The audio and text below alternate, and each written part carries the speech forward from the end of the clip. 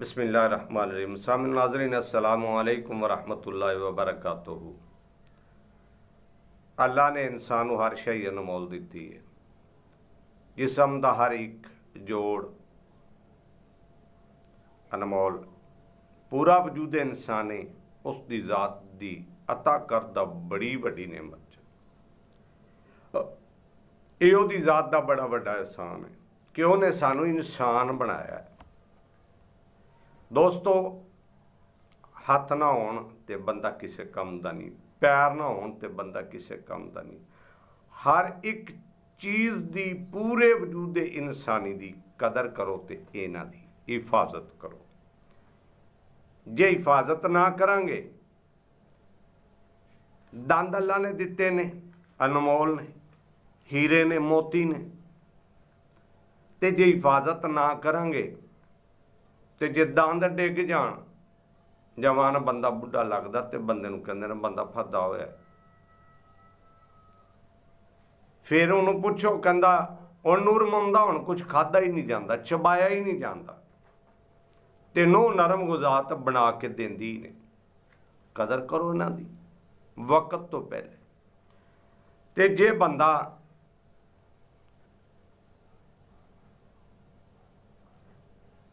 कन्ना की कदर नहीं करेगा तो कन्नों डोरा हो जाएगा। तो जदों डोरा हो जाए तो फिर आंदा भाईया एक बारी फिर दसी की आख्या ही, यार दसी रहीम बख्शा तेरी गल मैनूं समझ नहीं आई। यानी बंदा डोरा हो जाता है। तो फिर रहीम बख्श आंदा यार अल्लाह का नाम ही फतेह मोहम्मदा, बस भी कर यार, तू तो सिर खा जाना। कदर करो।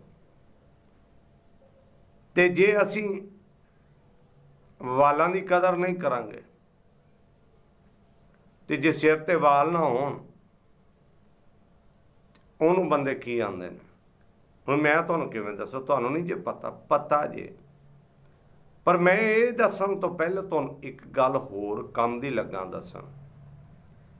जदों दे ना ये शैंपू ते बड़े साबण आए ने ना, इन्हां ते अल्लाह दी कसमें मत मार चढ़ी है। पहले तो इन्हां दे नां नहीं होंदे,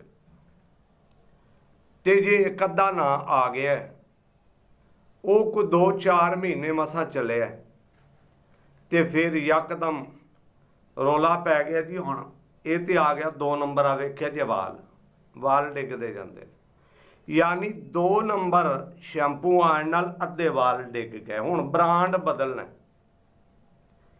ते ये दसो एडे हद तक पहुँच गए असी शैंपू 2 नंबर बनाने लग पे। ते जे ईमानदारी नाल जिहड़ा बनांदा होवे, 2 नंबरी काम करदा होवे, उहनूं बंदा कह लवे ओ 2 नंबर ते दुख लगदा।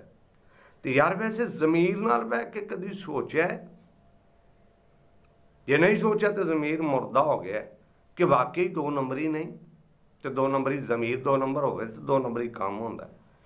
पहली गल तो ये शैंपू 2 नंबर होया, अद्धे वाल डिग गए। तो दूसरा लियांदा उहदे वरतण नाल अद्धे जिहड़े रहिंदे सन वो डिग गए। हुण इहनूं की आखीए जिहदे वाल डिग गए ने? ज़ाहिर इहनूं गंजा ही आखना हर किसी। तो फिर सदन लगे भी हर किसी ने, गंजा गल सुन साडी, भाई जी इन्हां दी कदर करो। वो पुराना दौर याद करो, वो वेला जदों वहिंदे सन सादा लोग, उन्हां दा तरीका कार की सी। आओ वो तरीका दसना, वो भी एक इलाज के तौर पर अज भी करके वेख लो। दही की लस्सी बना लो, उस लस्सी दे विच गाचनी पा लो, हसबे जरूरत लस्सी लो, उहदे विच थोड़ी जी गाचनी का रोड़ा पी के ते विच सुट के हल कर लो। वाशरूम जाके अपने वालों के अंदर वो लस्सी ते गाजनी जिहड़ी है उन्होंने चंगी तरह मसाज करो। कोई 10 मिनट उन्होंने विच लग्या रहन दो, हलाई रखो, मसाज होंदा है। ते 10-15 मिनटों तो बाद किसी चंगी नस्ल के साबण नाल उन्होंने साफ करके धो लिया जे। उन्होंने साफ करो, साफ करन तो बाद तौलीए नाल खुश्क करो, फिर वालों नूं सुकाओ। फौरी बंदे तेल लांदे ने, तेल फौरन नहीं लाना चाहिए। तेल भी कोई नस्ली होना चाहिए। ठीक जदों वाल खुश्क हो जान, हाँ सुके वाल वाह लो, नहीं वाहे जाते तो कोई नहीं, थोड़ी देर इंतजार कर लो। उन्हां वालों दे विच तेल लाओ, तेल चंगी तरह उन्होंने जज़ब करो, मसाज करो। असीं एवें चोपड़ के टुर पैने, चोपड़ना नहीं, मसाज करो, जज़ब करो। जज़ब करन तो बाद सिर वाओ, फिर वेखो चंद दिनों बाद इन्हां दा इहदा की रिजल्ट निकलदा है। ਇਹ ਸੀ ਅੱਜ ਦੀ ਵੀਡੀਓ ਜਿਹੜੀ ਤੁਹਾਡੇ ਵਾਲਾਂ ਦੀ ਹਿਫਾਜ਼ਤ ਵਾਸਤੇ ਪੇਸ਼ ਕੀਤੀ ਹੈ।